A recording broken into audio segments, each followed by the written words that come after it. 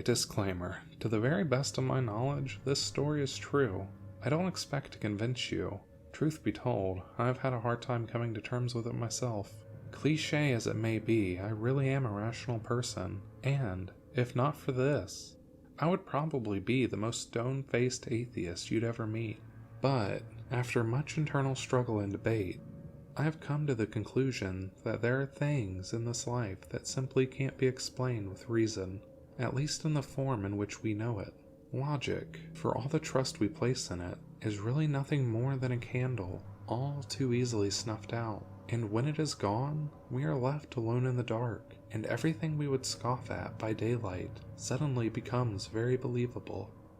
Alright, before I wax too melodramatic, here's my story. I was very young, only 4 or 5 at most, before either of my siblings were born. It was just Mommy and Daddy and me, living in our little house in Great Bend, Kansas. Very quaint. We were a young family without much money, and most of our furniture was secondhand. It was the middle of the day in summer. I was playing marbles by myself on the thin carpet beside the huge, old, flower-patterned couch. Mom was down the hall in the kitchen, and Dad was at work. Why I was trying to roll marbles on the carpet? I don't know. We had a perfectly good linoleum floor after all.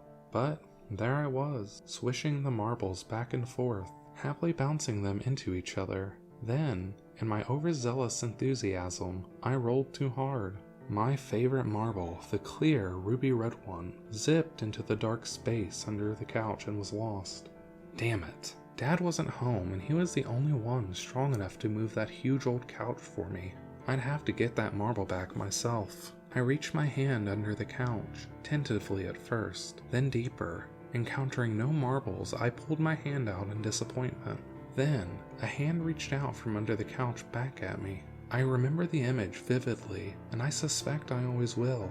It was a slim hand with tapered fingers, a woman's hand. It was gnarled and wrinkled, as if aged, and it was dead black. Not black as in African, black as in dead. Of course, back then, I didn't know that corpses blacken as they decompose, so I didn't know what the black meant. The hand reached out to me as far as it could, which was just up to the wrist. Then, it retreated under the couch. Then, it emerged again, this time pushing with it a little crumpled up plastic bag with a logo on it I didn't recognize. It waited as if expecting me to take the bag. Then, when I didn't, it pulled the bag back under the couch and was gone. I got up, walked down to the kitchen, and told my mommy what had happened. Why didn't I run screaming, or at least run? I don't really know. All I can say is, I was a little kid. A hand reaching out from under the couch at me didn't really seem like that huge of a deal. I hadn't yet learned what was and was not permissible in reality. I had no worldview. Mom was skeptical, but walked me back to the couch and explained how I was probably imagining things. She even reached her hand under the couch to convince me that there was nothing down there. Later, Dad lifted the couch up for me, and the only thing under it was, of course, my missing marble, plus a few more marbles I didn't even remember losing. But here's the scary part. For years, I remembered this. I even developed a weird fantasy of little hand people living under the couch, and I, in my childlike innocence, believed that they would catch me and take me away if I ever reached into their domain again. Then, as I grew older, I wrote the memory off as a dream I had had as a child, cute but silly. Then a few years ago, I recounted the story to my mother. She gave me a funny look and told me she remembered it because, after all, she had been there. She told me that she remembered me coming to her in the middle of the day and telling her about the hand under the couch, and remembered being highly disturbed by my story, since I was an extremely quiet, well-behaved kid who didn't ever lie.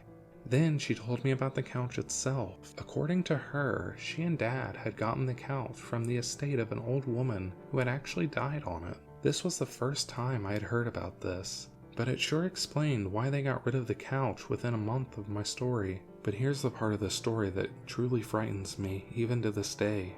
The part that I have to try so hard to get out of my mind some nights. Remember that bag the hand pushed towards me? I've never forgotten the logo that was on it, and recently, I saw the same logo again, on what looked like the same type of bag in a hardware store, and it was a bag of utility razors.